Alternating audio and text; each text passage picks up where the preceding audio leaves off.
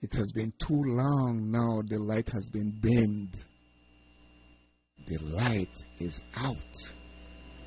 It is lowered so low that you don't even know your own language anymore. You don't eat your own food anymore. Hagaisa ereba. Where is the cassava bread? Hagonsa gushu. Hagonsa mabi. Hagonsa bimina. Hagonsa baruro. We all can boast a little bit about the plantain and the little banana. We're making seri, rodira. We're making gravy. That's all we can boast about as Garifuna. And it's not your food anymore, brother and sister.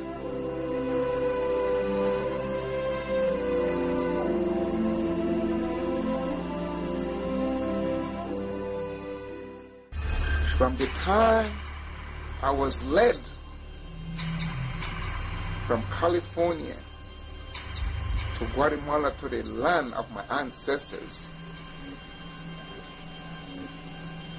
I had never been the same. But I had not been to Chewecha for 51 years.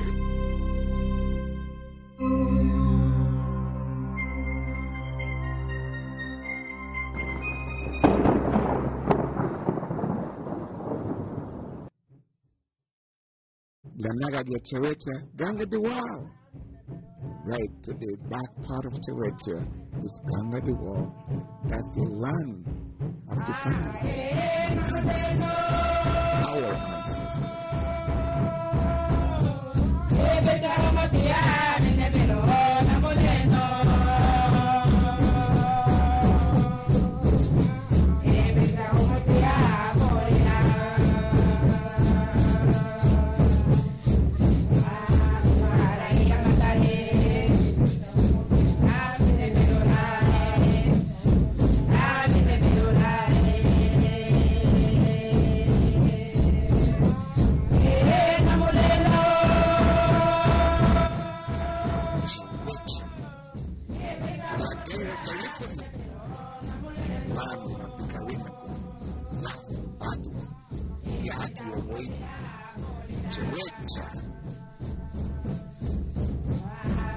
To be Garifuna yesterday, I need you to be Garifuna today, and I needed you to be Garifuna tomorrow, and I want you and I wish that you're Garifuna all the days of your life. And this is true. This is true. This was really calling ancestors. I landed in Belize with almost no one knew I was leaving. No one knew in LA that I was preparing to leave. Except the closest people at that time.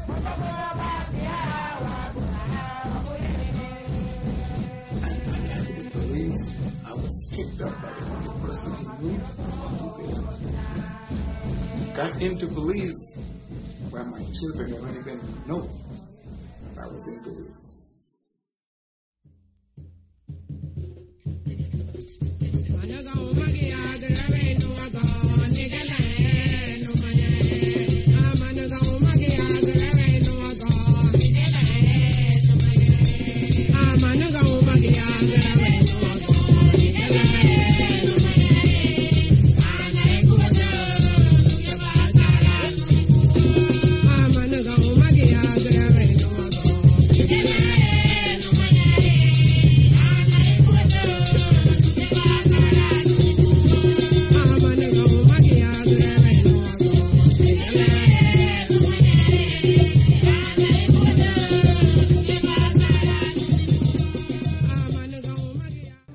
But just to get back to Garifuna, how proud these people were that they did not submit themselves into slavery. They had rather jump off cliffs, break their necks, landed dead, they'd rather be dead than to submit themselves to slavery. So how strong are the Garifuna race then? And where are we today? We cannot even stand up for something that we were dying for.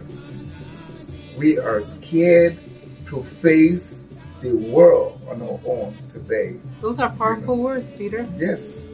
And the reason I'm standing behind them, because I am a living proof that we don't need the rebellion. We don't need that physical rebellion anymore. We need that spiritual and that moral rebellion within you to fight for a cause. If there is something worthwhile dying for, it's to be, let's get back to be a Garifuna. Oh yes, Dan Grigga.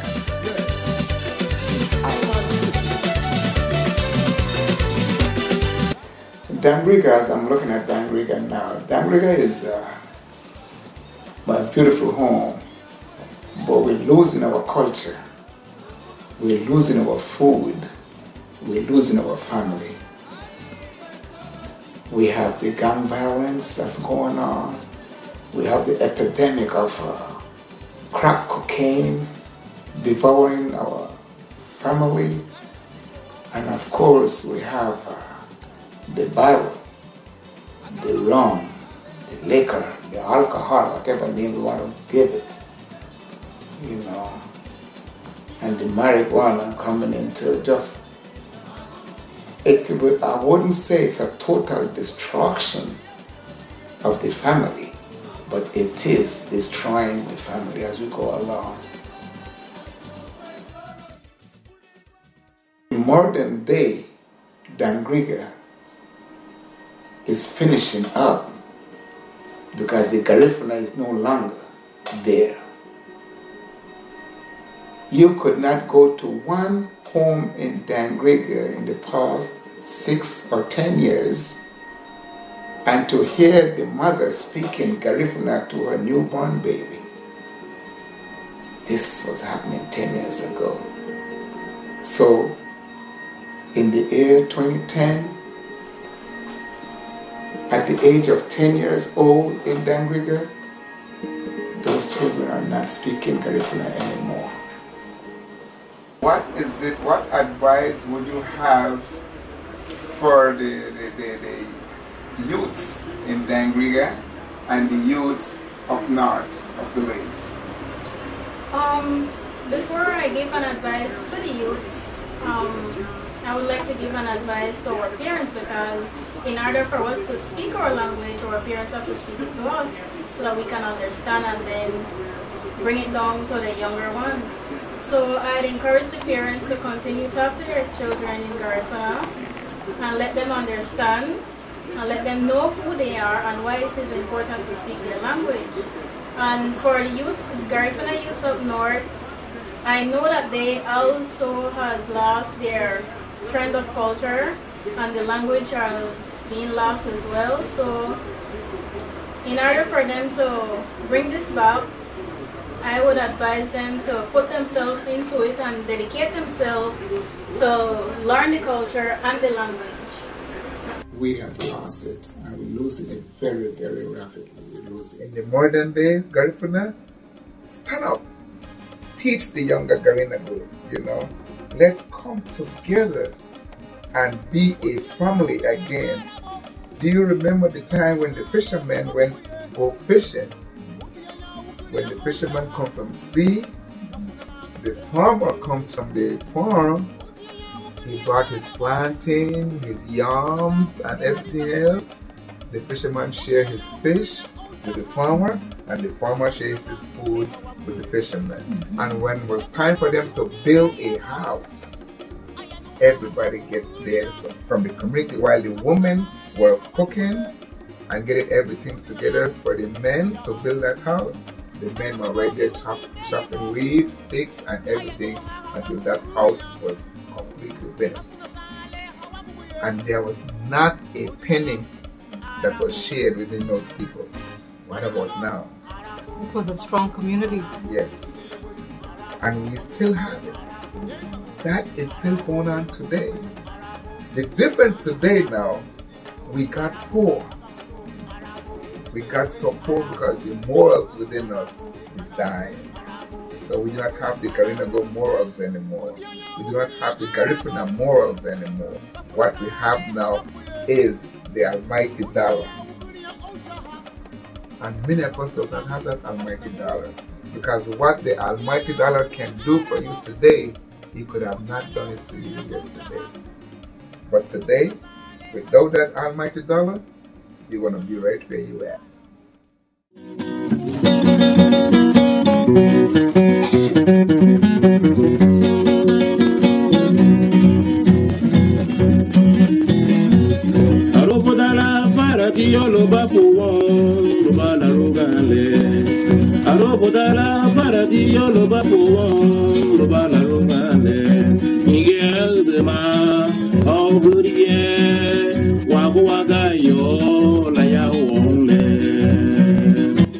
Everybody said, when they saw me in Punta Gorda, they said, well, what are you doing?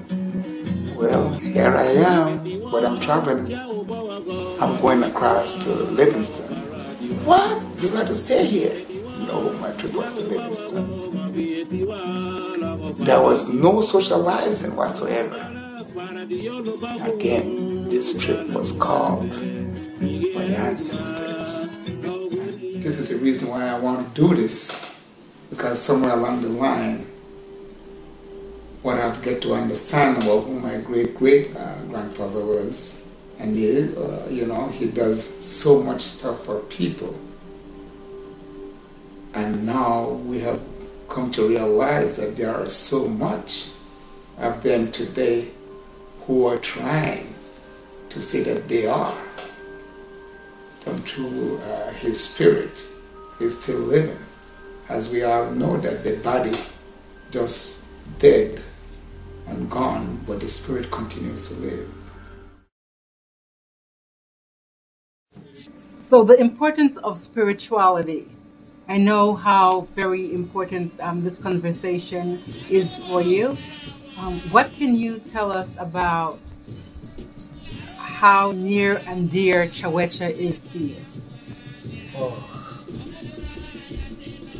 After I did not realize how near Chawecha was to me until just a little bit less than a year. No, I did not know how dear it was to me until I was sent back to Chawecha by my ancestors. It was a calling that as much as I try to resist it, it keeps on insisting that I got to go. It had been 51 years since I had left Chawecha. And we walked from wherever we were walking that night. I didn't consider myself to be very, very physically fit. So therefore, I did not expect to walk that kind of walk that night to Chawecha. Some on dry land and some through the sea on the seashore, dodging all kind of sticks and whatnot coming ashore by the wave. So I knew that was not my call. If that would have been me, I would have been jumping all over the place and trying to get the heck out of there. I wouldn't have made it to Chawecha that night. But when I got to Chawecha, a chubu was on. It was about 10 o'clock that night. And my brother Fermin Arzu took me and introduced me to people who were inside the temple, the first temple. And for some reason, when we got to that place, I remembered that place. I remember when we turned in, the only difference there now is the place have a fenced, it was fenced area. The time when I left from there was no fences at all. You walk through as a free land. Coconut trees all over the place. It has changed. The land had eroded so badly. I said, wow. But when I got to the temple, I did not recognize no one. I knew no one in that temple. And my brother took me to the interior part of this temple where the Buye ST came towards me. He shook my hand and I shook his. And my first cousin, Goyo, he came. They walked towards me. Then Goyo told me in my ears, he said, you know what? You have reached here at the right time. We are going to do a Mali right now. And I want you to be in this Mali. Steve walked towards the center door. And he came back, stood in center of the temple, along with us again right there. Looked towards the drummers, and the next thing you know, the Gayusas, they came. The Gayusas are the singers. And the drummers, there was 3 drummers. And these 2, one of who, which is my cousin Goyo, was playing the shaka. One on each flank of the drummers. 3 drummers.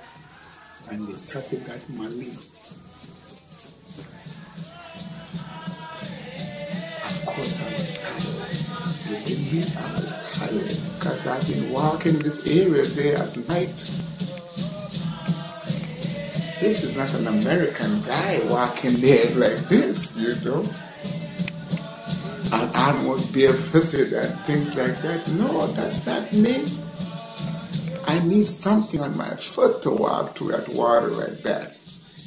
I don't even go swimming in Dangriga barefoot. I want something on my foot. I'm scared to get cut and stuck by any stuff. But that night,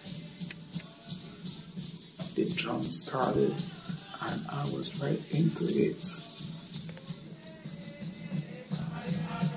And sometimes I felt like I was in space. Sometimes I felt like my foot was not touching the ground. Sometimes I could feel the drums just pounding through my heart.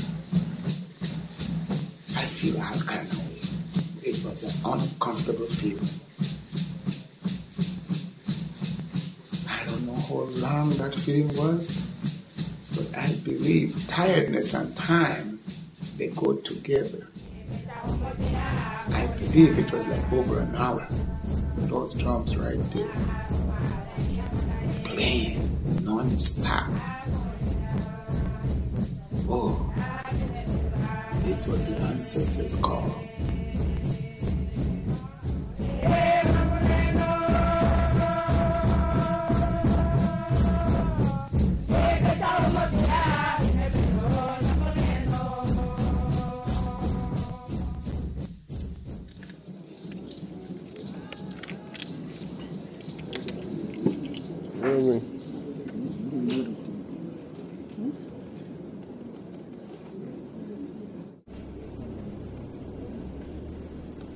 Ja, het een beetje gewoon.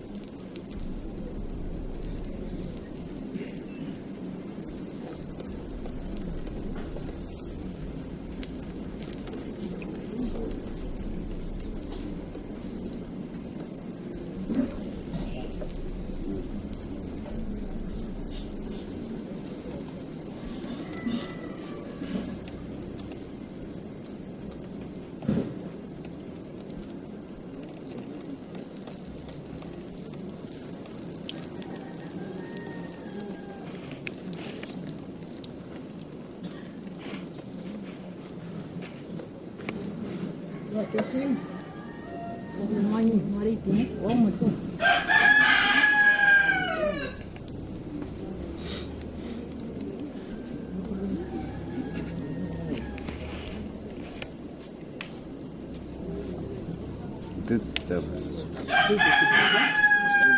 Is it?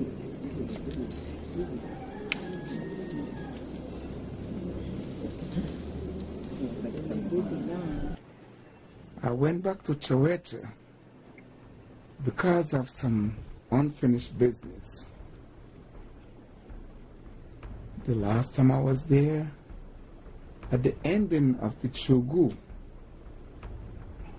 there was something mysterious happening. And I was asked after that by my brother, Fermin, do you think that this Shogu was received by the ancestors? It was about almost 100 of us in there in the temple. My answer to him was no. I don't think that the ancestors had received the Shogu. Because it was, the answer was supposed to be direct, with no ifs, no buts, and why. My answer was no, because at the lighting, the burning of the liquor, I did not see it the way how it was. That flame did not come the way that I had expected and the way I've seen it with my grandfather when it was lit.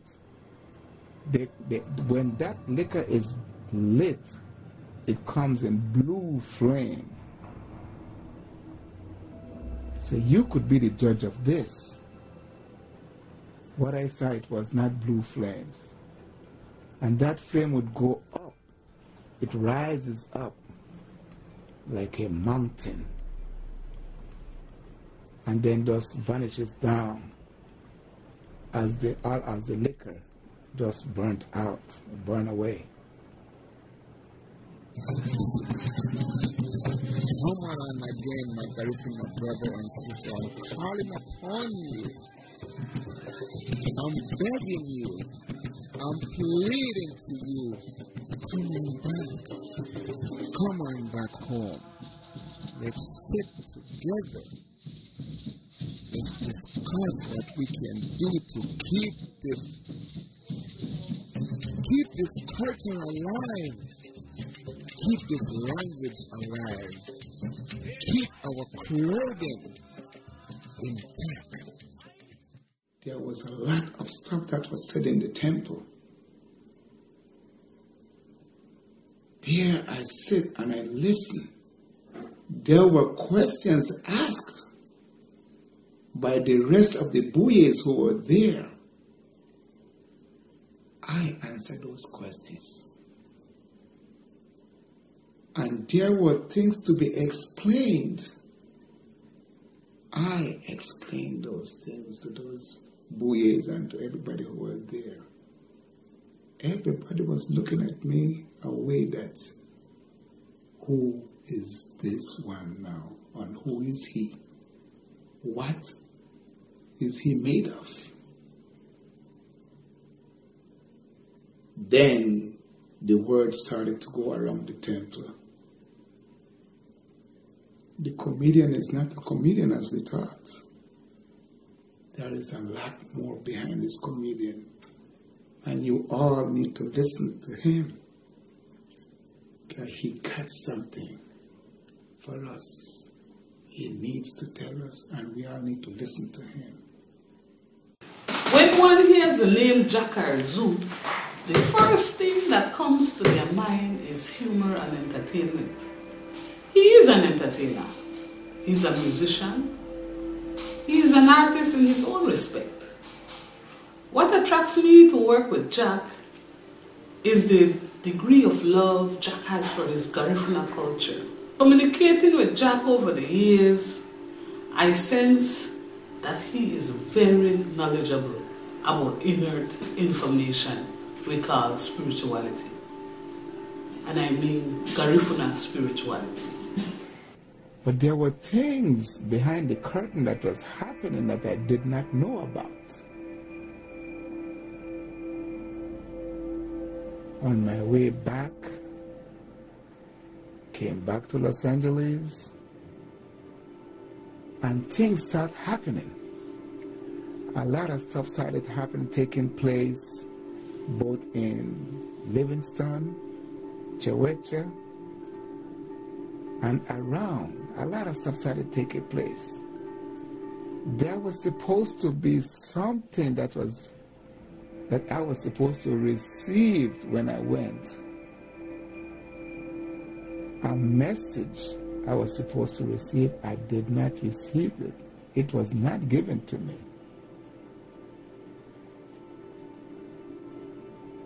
But while back in California, my brother called me. Furman told me, you know you need to come back here because there is some unfinished business to take care of. We need to go to this hidden place. And it's only a few people who had been selected to go. And you are one of them, so you got to come back over here to go to this place. And the time was given, and all of us who were selected to go back, we had to go back. And everybody who was selected and anointed to go, without no failure, they were all there. Again, this was a real call of the ancestors. This was so deep that I got a dream. When I had the dream concerning a cave, I told my brother Furman that this was my dream. He said, yes. Somebody over here had dreamt the same dream you had dreamt. So we got to go to this place. This was supposed to be said to me while I was there the first time, but it was not. And because the ancestors taught to work on the minds of those people back there in Livingston, then they had to get back to me to go and to deal with this unfinished business. Oh my. And it was so great. It was wonderful. Going into the land of the unknown. This was the place where the great D had been hidden. And those who were before D, this was the place where they were hidden. So if you all had never heard about who was within D when D was operating, then the time is now for you to check this out. The time is now that the unknown is coming to light. The truth is coming to light through the lens of these cameras and those who are there. You be your own judge. This is what took place through the hole in the cave. And this is what you will see through this lens. Sit back, relax, and digest what you're going to see. Serene.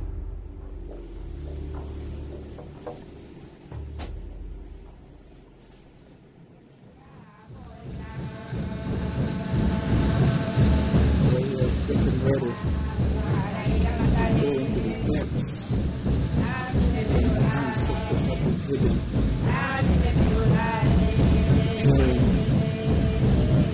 Those who have been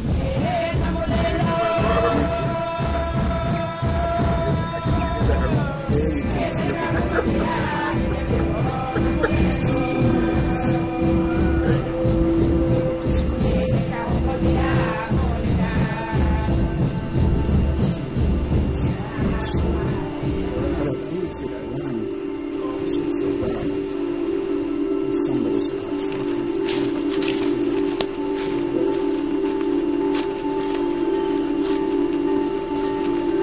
The journey begins with one man. All seven who were appointed.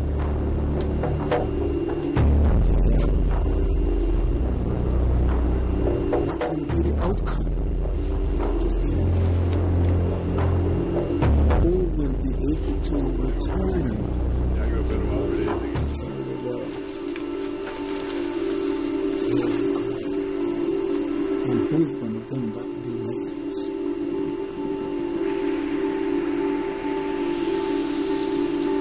But into the hands of our Lord we deliver ourselves. And this is the serious part.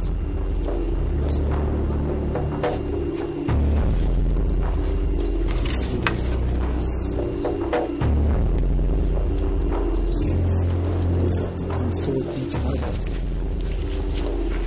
And it is not an easy road, as you can see. Very slippery.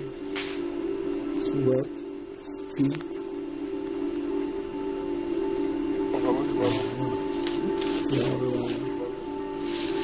Right at the mouth of the cave.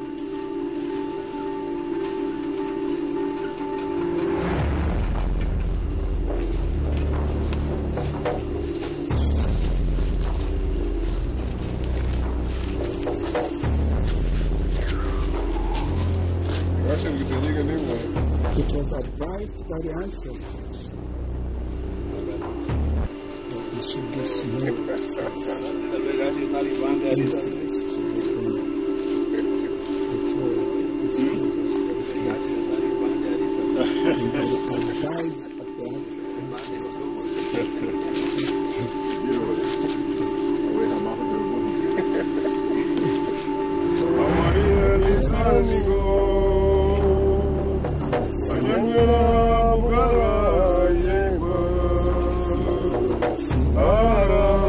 When the smoke is rising from the earth, to the skies, everything is received.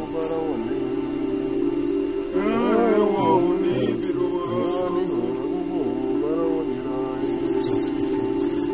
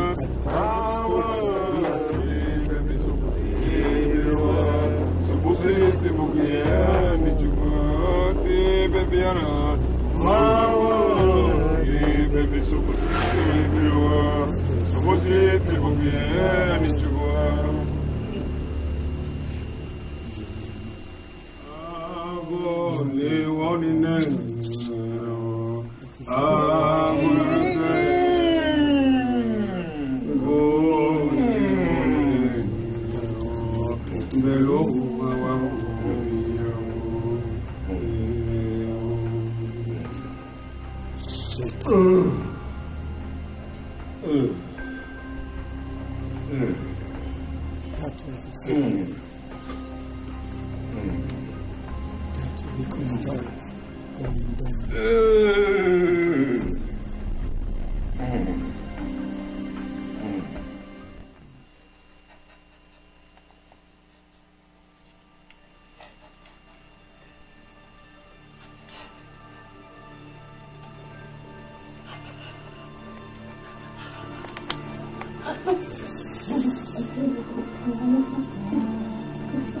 As you can hear in the background,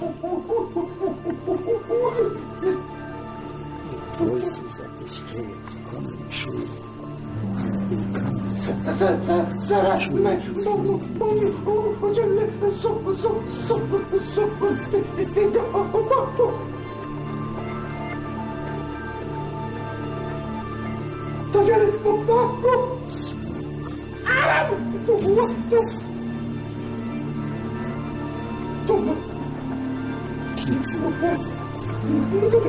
Keep those who are not supposed to be near you away from you.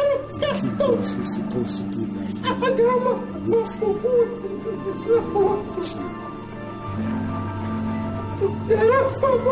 This.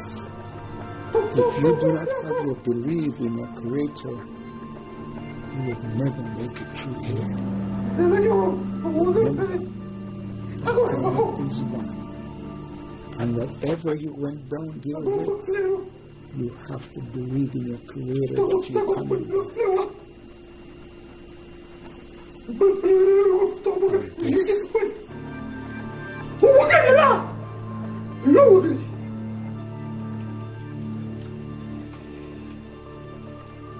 Masega Jacobo, Emeto, Tidak, Tom, Mamabo, Tom, Tassiger, Hafuna de Raya, Lataga Wago, Anchotigul, Ubafo, Lomage, Muguchele, Santigabaf, Logan, Ever Hornet.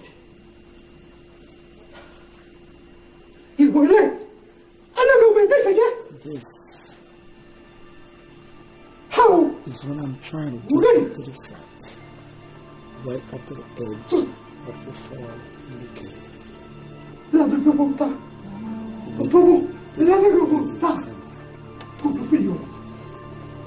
As I'm inching up,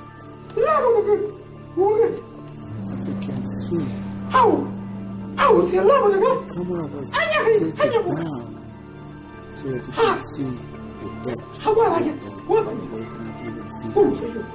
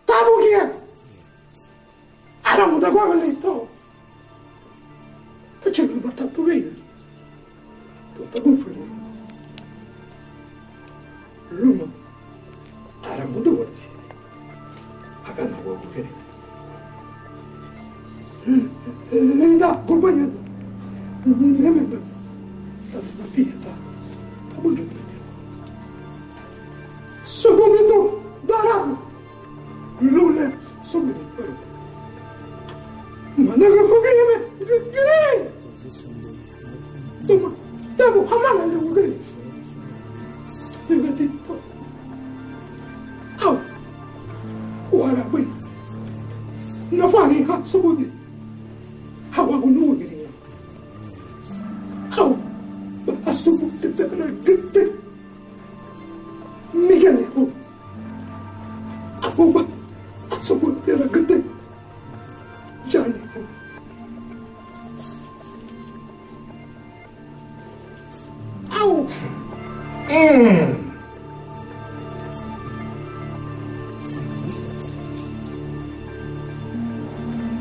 Ferudo. Ferudo. To the house.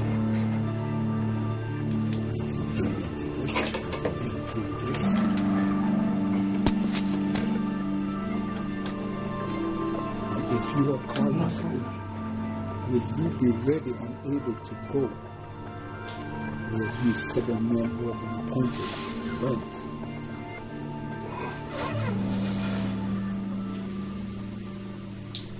You answer the question.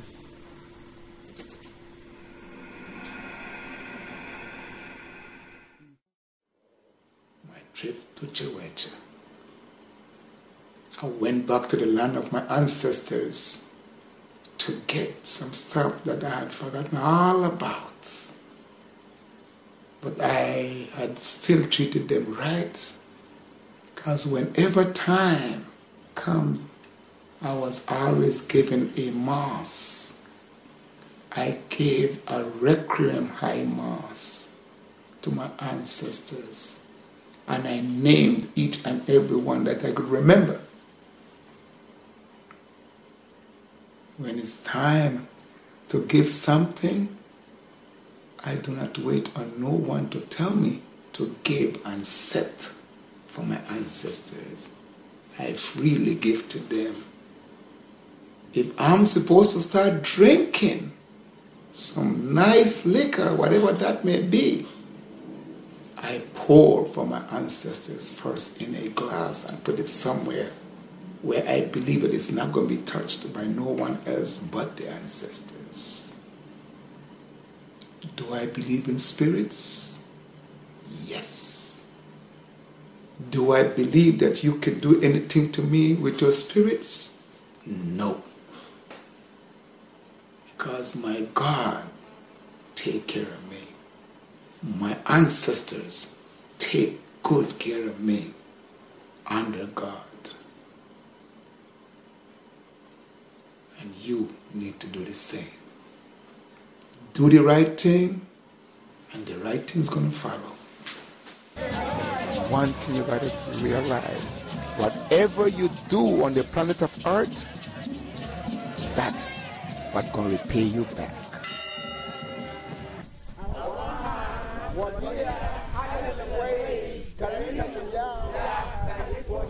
Did I write this? I did not write this. How did it come? It's there, and it's coming, it's flowing. Each and every one of you have a story and a different story to tell. You have your own story to tell the world. Can we all come together and join one force and tell the world that you have your own story? Yes. Yes.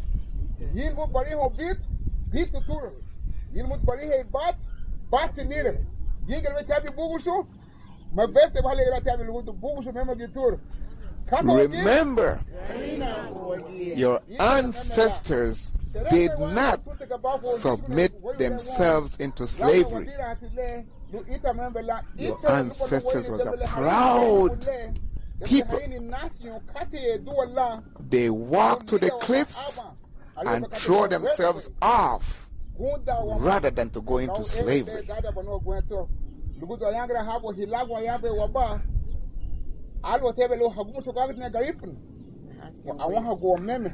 These people are your ancestors who was gone before us. If they were so good in what they do when they were alive, and they had the power to come back to do what they did when they were alive, we all would have been in a better place today.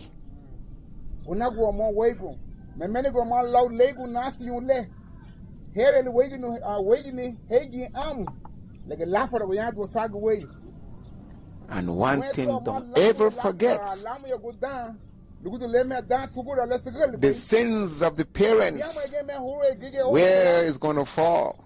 I'll leave that question for you.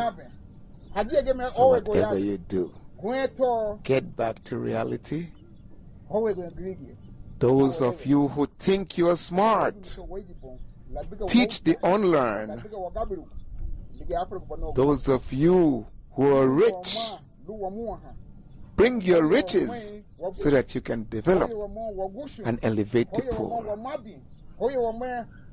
Let's come together and do what is right for the rise of the Garifuna people. I will be back next time. Ceremony at home. Thank you.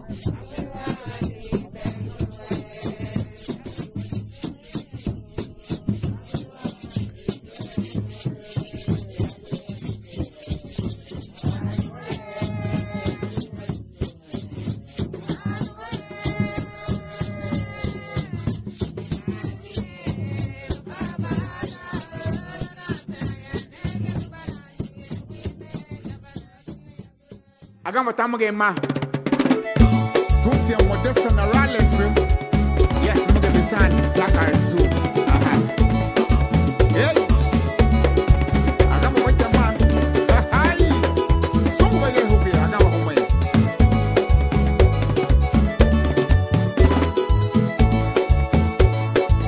Sonwanda. Ita lele. Ani ati kwele. Yone ya yepe.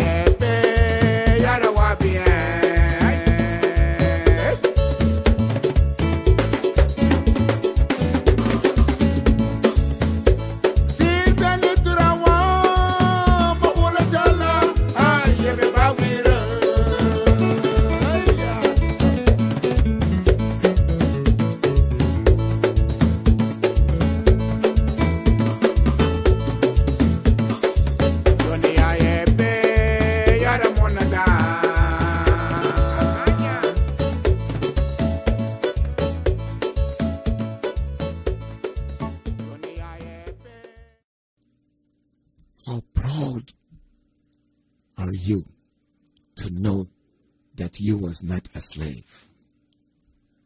Unlike the unfortunate other black race of people, they had to go into slavery. Yes, it's not of their fault who they are today. But here we are now. We are being stepped on by those whose ancestors were slaves, and the free people are here as a stepping stone because you did not know how to get up and be who you are.